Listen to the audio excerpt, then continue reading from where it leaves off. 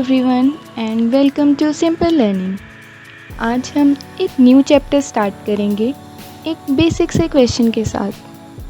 अगर मैं आपसे ये पूछूं कि किसी भी चीज़ को हम किन कैरेक्टरिस्टिक्स के बेसिस पर अलाइव कंसीडर कर सकते हैं, तो मोस्टली स्टूडेंट्स आंसर करते हैं जैसे अगर एक डॉग भाग रहा है तो वो लिविंग है, या लोग वॉक कर रहे हैं तो वो भी लिविंग है, क्योंकि movement shows the sign of being alive. अब क्वेश्चन ये है कि अगर वही डॉगी सो रहा है तो क्या वो अलाइव नहीं है? Should we consider them non living then? इस क्वेश्चन से हमारे माइंड में एक और कंसेप्ट आता है कि even if they are sleeping they are still breathing and hence should be considered as alive. Okay, अगर हम इस ब्रीदिंग कंसेप्ट के बेसिस पर अलाइव और नॉन अलाइव को डिफ्रेंशिएट करें तो व्हाट अबाउट प्लांट्स? क्या प्लांट्स को हम लिविंग कंसीडर कर सकते हैं? अब स्टूडेंट्स आंसर करते हैं कि टाइम के साथ साथ प्लांट ग्रो करते हैं, जो एक लिविंग कैरेक्टरिस्टिक है। Very well accepted. फिर मैं आपको एक और क्वेश्चन देती हूँ, माउंटेन्स। हमें पता है कि अर्थ की टेक्टोनिक प्लेट्स के मूवमेंट से माउंटेन्स ग्रो करते हैं। Even the famous mountains Mount Everest की ग्रोथ हाफ इंच हर ईयर इंक्रीज होती है and it is still growing. So what do you say now? क्या हम माउंटेन्स को लिविंग कंसीडर करें? So here we are back to our same question, how do we tell the difference between what is alive and what is not? इस video में हम उन processes के बारे में पढ़ेंगे जो हर लिविंग ऑर्गेनिज्म के लिए ज़रूरी है। These processes are known as life processes. So let's start our chapter, life processes. Life processes can be defined as the basic, essential and vital processes performed by an organism to maintain the proper functioning for survival. अब इन सारे processes को fulfill करने के लिए energy की भी requirement होगी। जैसे हम food को as an energy source लेते हैं जिससे हमें एनर्जी मिलती है, और इस एनर्जी ट्रांसफ़र प्रोसेस को हम कहते हैं न्यूट्रिशन। और in other words, nutrition is the process of acquiring food as an energy source. अब हमने एनर्जी सोर्स तो ले लिया, बट इस एनर्जी सोर्स से एनर्जी एक्सट्रैक्ट करने के लिए हमें फूड को केमिकली प्रोसेस करना होगा, जिससे अल्टीमेटली हमें एनर्जी मिल पाए। ये chemical reactions mostly oxidation reduction reactions होती हैं, इसलिए इन रिएक्शंस के लिए ऑर्गेनिजम्स को ऑक्सीजन की रिक्वायरमेंट रहती है, जो मोस्टली वो अपने एनवायरनमेंट से लेते हैं। इस प्रोसेस को हम कहते हैं रेस्पिरेशन।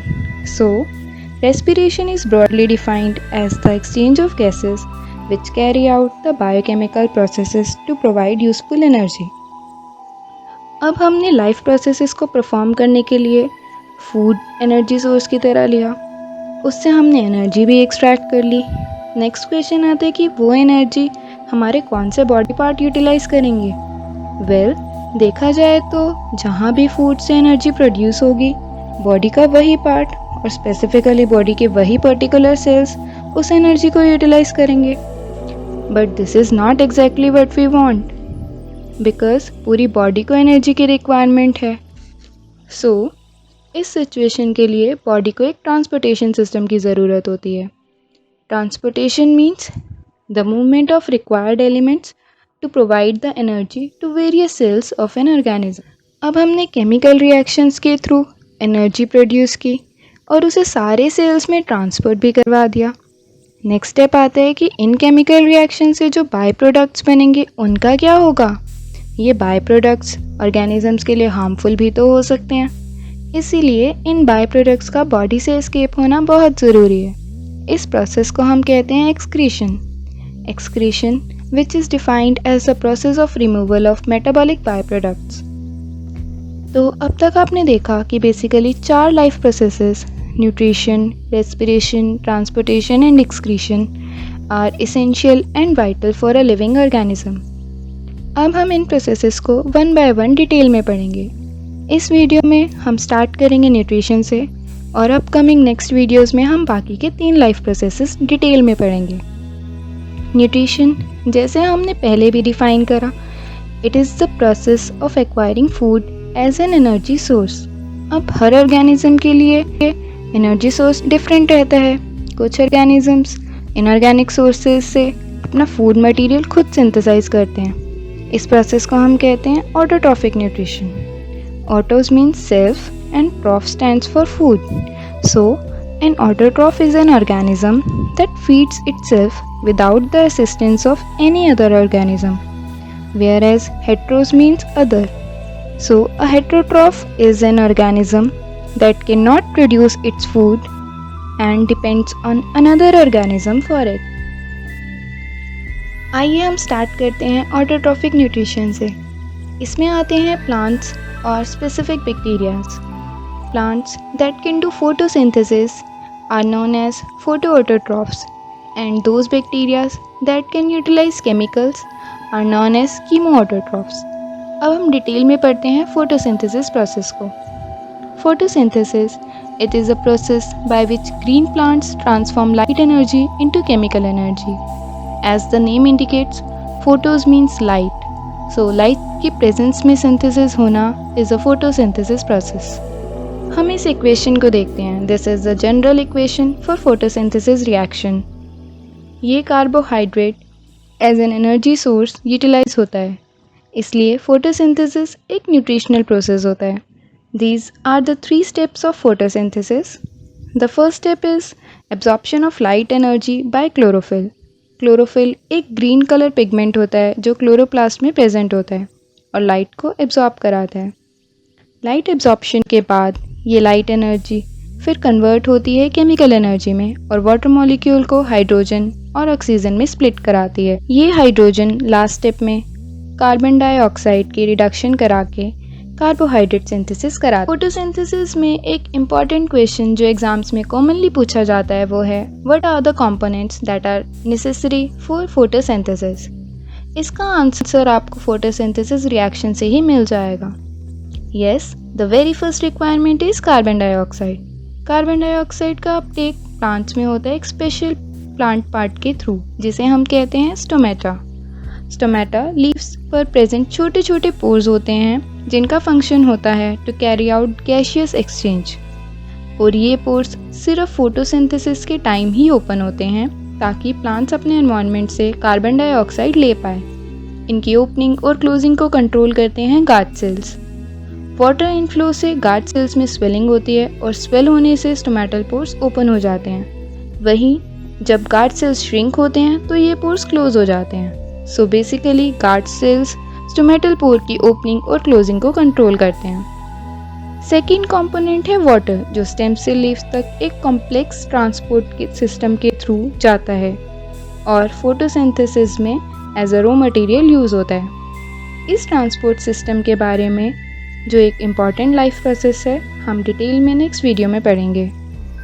थर्ड कंपोनेंट है सनलाइट। रिएक्शन से हमें पता चल रहा है कि फोटोसिंथेसिस एक लाइट डिपेंडेंट प्रोसेस है और ये लाइट एनर्जी प्लांट्स लेते हैं सनलाइट से। So this was all about autotrophic nutrition in plants. Now let's start heterotrophic nutrition. Mainly 3 types of heterotrophic nutrition are there: holozoic nutrition, saprophytic nutrition and parasitic nutrition. First we will start with holozoic nutrition. Holo means whole and zoikos means animals. इस particular type of nutrition में organisms solid organic matter को food की तरह utilise करते हैं जो उन्हीं की बॉडी में डाइजेस्ट होकर एनर्जी प्रोवाइड करता है। इसके एग्जाम्पल्स हैं animals, amoeba and पैरामीशिया। Now saprophytic nutrition. Sapro means rotten material. Phytic means plants. Organism जो dead और decaying matter को as food utilize करते हैं उन्हें हम कहते हैं saprophytes. इनके examples हैं bacteria and fungi. Parasitic nutrition. Parasitic literally means one who eats at the table of another. तो ऑर्गेनिजम्स दूसरे ऑर्गेनिजम्स को ही एज अ फूड यूटिलाइज करते हैं, इसलिए मोस्टली पैरासाइट्स या तो दूसरे ऑर्गेनिजम्स जिसे हम होस्ट ऑर्गेनिज्म कहते हैं उनकी बॉडी के ऊपर या होस्ट ऑर्गेनिजम्स की बॉडी के अंदर ही प्रेजेंट होते हैं। इसके एग्जाम्पल्स हैं फ्लीज, लाइस एंड टेपवॉर्म्स। स्टार्ट करते हैं न्यूट्रिशन इन अमीबा। अमीबा एक यूनिसेलुलर ऑर्गेनिज्म होता है जो अपनी सराउंडिंग से फूड पार्टिकल्स को ट्रैप करने के लिए एक स्पेशल कंपोनेंट का यूज़ करता है जिसे हम कहते हैं सूडोपोडिया।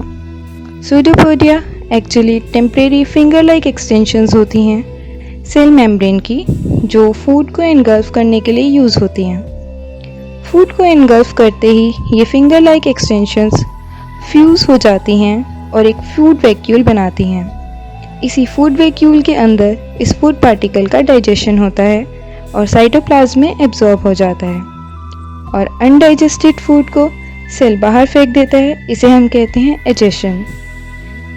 इसी तरह होलोजोइक न्यूट्रिशन का एक और इम्पॉर्टेंट एग्जाम्पल है पैरामेशियम। पैरामेशियम न्यूट्रिशन के स्टेप्स फ्रिक्वेंटली एग्जाम्स में पूछे जाते हैं। पैरामेशियम भी एक यूनिसेलुलर मतलब सिंगल सेल्ड ऑर्गेनिज्म है जिसकी सरफेस पर सीलिया प्रेजेंट होते हैं, जिसका फंक्शन अमीबा में सूडोपोडिया की तरह ही होता है। पैरामेशियम में एक मैक्रोन्यूक्लियस प्रेजेंट होता है। ये पैरामेशियम के माउथ की ओपनिंग है जहाँ से फूड एंटर करता है। Actually the cilia help to engulf the food particles from the surrounding through this cell mouth. उसके बाद सेम स्टेप्स फॉलो होते हैं जिसमें अल्टीमेटली डाइजेस्टेड फूड वैक्यूल से बॉडी में एब्जॉर्ब होता है और अनडाइजेस्टेड एनाल पोर के थ्रू एक्सक्रीट हो जाता है। नेक्स्ट हम पढ़ते हैं nutrition in human beings. Human में न्यूट्रिशन प्रोसेस एक एलिमेंट्री कैनाल के थ्रू होता है। ये लॉन्ग ट्यूब होती है जो स्टार्ट होती है माउथ से और एनस तक एक्सटेंड होती है। इस पूरे न्यूट्रिशन प्रोसेस में बहुत सारे ह्यूमन बॉडी पार्ट्स इन्वॉल्व होते हैं जिसे कलेक्टिवली हम डाइजेस्टिव सिस्टम बोलते हैं। डाइजेस्टिव सिस्टम के हर पार्ट का एक स्पेसिफिक फंक्शन होता है और ये एग्ज़ाम पॉइंट ऑफ व्यू से भी इम्पॉर्टेंट है। तो हम डिटेल में इन डाइजेस्टिव ऑर्गन्स के फंक्शंस देखते हैं। स्टार्ट करते हैं हम फर्स्ट पार्ट से माउथ। माउथ एलिमेंट्री कैनाल की ओपनिंग होती है जहाँ से हम फूड इनटेक करते हैं। Naturally with the help of our teeth हम उसे स्मॉल पार्टिकल्स में क्रश करते हैं। इसे कहते हैं मैस्टिकेशन ऑफ फूड। अब फूड को आगे पास कराने के लिए सेलिवरी ग्लैंड्स सलाइवा सिक्रीट करके उन्हें स्मूथ टेक्सचर प्रोवाइड करते हैं जिससे smoothie food particles alimentary canal में ट्रैवल कर पाएँ। सलाइवा में सलाइवरी अमाइलेज भी प्रेजेंट होते हैं जो एक्चुअली कॉम्प्लेक्स मॉलिक्यूल्स को सिंपल मॉलिक्यूल्स में कन्वर्ट कराते हैं। For example, salivary amylase converts starch into sugar. These simple molecules are easier to absorb in the digestive system. इसलिए salivary secretions के साथ फूड पार्टिकल्स का मिक्स होना काफ़ी इम्पॉर्टेंट है। इस मिक्सिंग प्रोसेस के लिए हम फूड पार्टिकल्स को अपने दांतों से अच्छे से क्रश करते हैं और सलाइवा से मिक्स करते हैं through the help of our tongue. इसे कहते हैं च्यूइंग। इस प्रोसेस में सलाइवरी सिक्रेशन के साथ मिक्स्ड हुए फूड सब्सटेंस को हम कहते हैं बोलस। इसके बाद ये बोलस इसोफेगस और फूड पाइप से पास होकर स्टमक में एंटर करता है।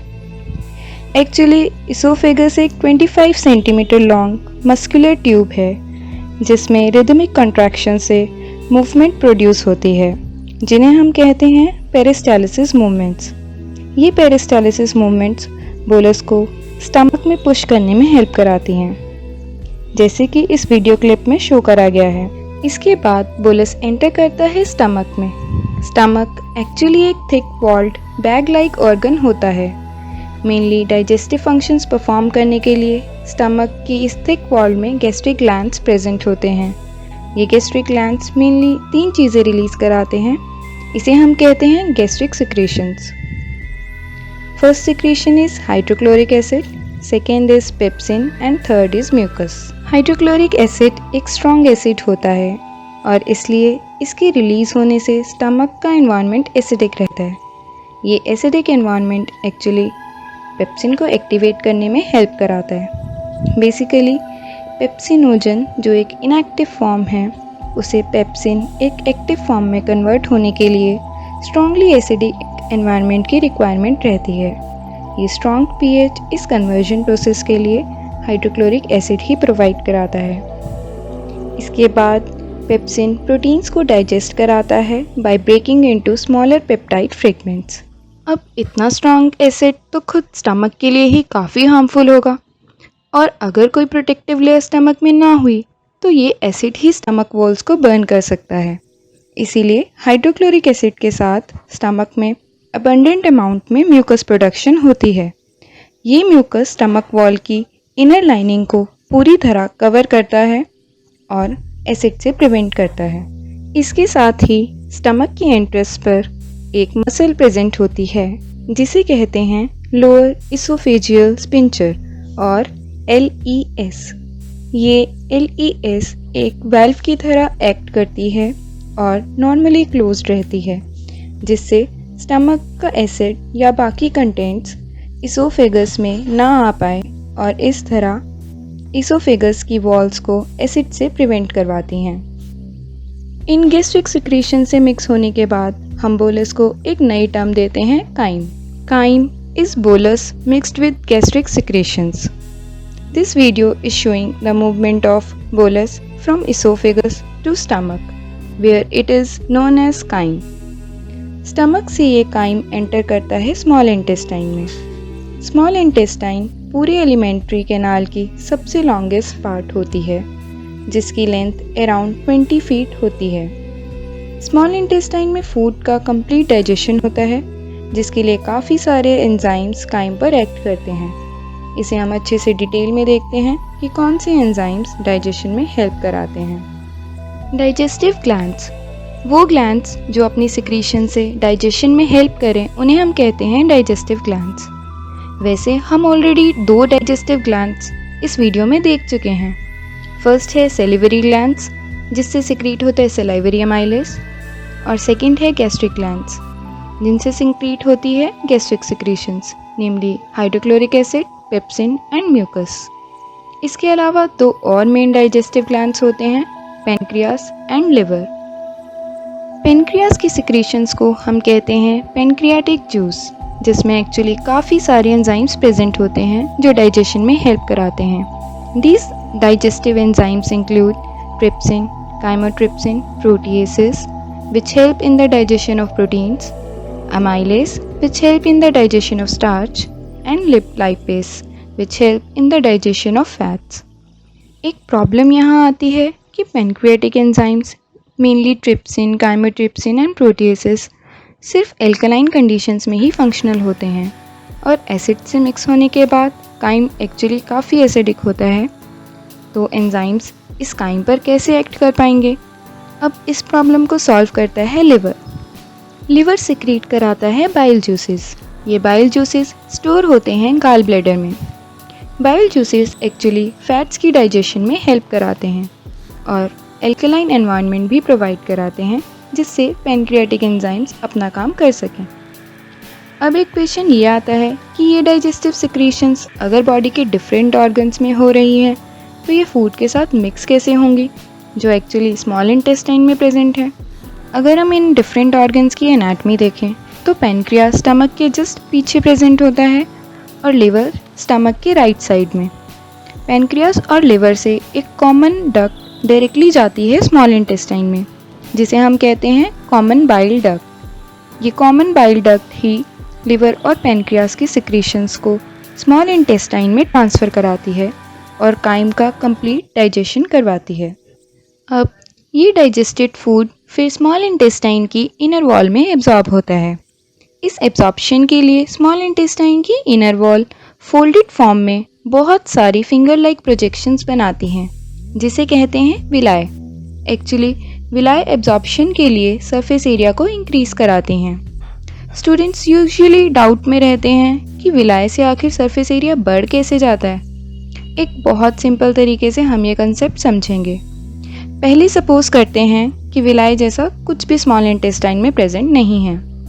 उस कंडीशन में स्मॉल इंटेस्टाइन की इनर वॉल एक फ्लैट स्ट्रक्चर में एग्जिस्ट करेगी, राइट? इस सिचुएशन में सिर्फ ये सरफेस एरिया ही अवेलेबल होगा एब्जॉर्प्शन के लिए।